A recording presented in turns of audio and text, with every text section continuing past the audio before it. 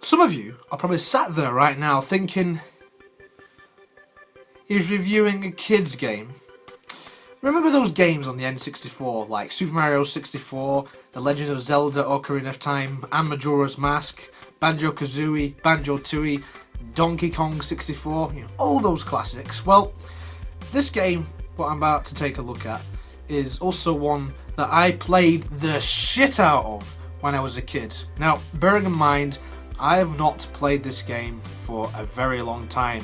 You're talking over 10 years here, so sit back and relax as I review A Bug's Life, the video game of all things. Enjoy.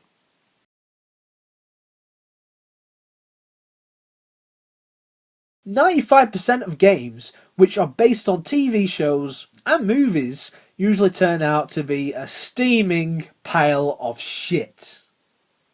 There are exceptions, of course, most notably GoldenEye, also on the Nintendo 64. That console was such a good one, wasn't it? But today we're going to find out, after all of these years, how A Bug's Life holds up, and if memory truly cheats. Graphically, there's not much to go by, but what do you expect? It was the late 90s after all. I think the way you navigate through the menus is really nice, each level being on a leaf. Yeah, I'm really starting off by scraping the bottom of the barrel here, aren't I? As far as the gameplay goes, it's not great. It feels somewhat slippy. Plus, sometimes the camera angle is fucking terrible. Before you begin each level, you get these shitty looking screen grabs from the film with some text which basically tells you what the fuck is going on this particular level. For the most part, the game does do well in following with the film. There have been so many movie tie-ins over time that don't even relate to the source material at all and exist purely for cash grab. The music is not bad. I mean, there's not anything great in there, but it's decent.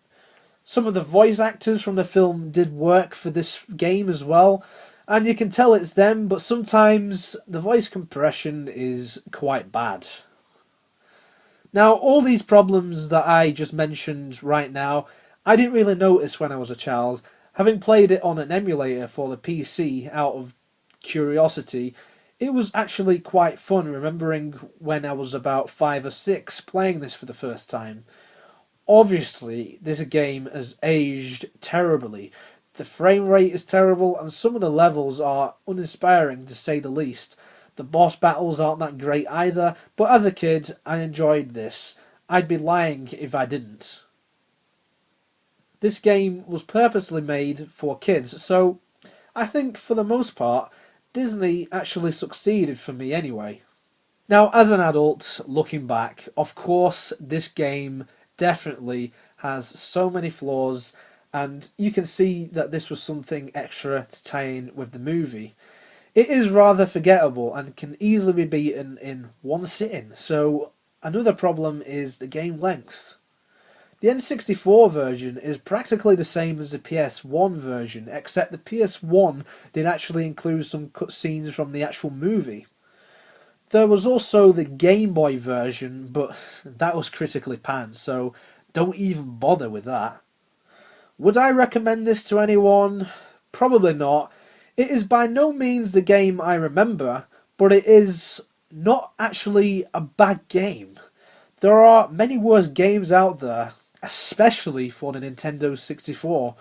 For a movie tie-in, this is passable, but that's it. There's nothing groundbreaking to talk about, it's just a game. It serves its purpose as well as being a movie tie-in. Some of the things I like about this game are the fact that you can collect some letters to spell out the name Flick, so it's reminiscent of games like Donkey Kong Country. I liked it when I was a kid, so yeah, at the time it served its purpose to a 5-year-old me, but now, not so much.